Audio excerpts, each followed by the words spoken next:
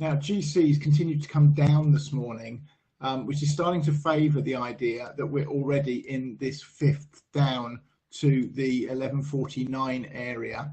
And if so, then the pattern for that is this series of very ugly 1, 2, 1, 2, 1, and we need to put another 2. We need to see this take these lows out here and drop down to 1178 or lower next, and then give us a 4545. Not something I want to trade just yet. I'm much happier to be patient and wait for the low to come in before taking positions in GC.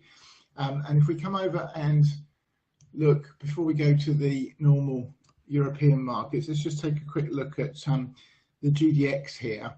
So the GDX, we've got this hit 3 times on this 1.0. I'm just not clear as to whether that falls in and we're going to come straight down, or we get a retrace then up. So that doesn't make any doesn't add any information. And then silver, having been very strong the last few days, relatively speaking, is now starting to come off quite sharply. So it's starting to suggest that we are already going to come straight down, and that would therefore favour the idea with the miners that they are now also likely to come down in their fifth waves.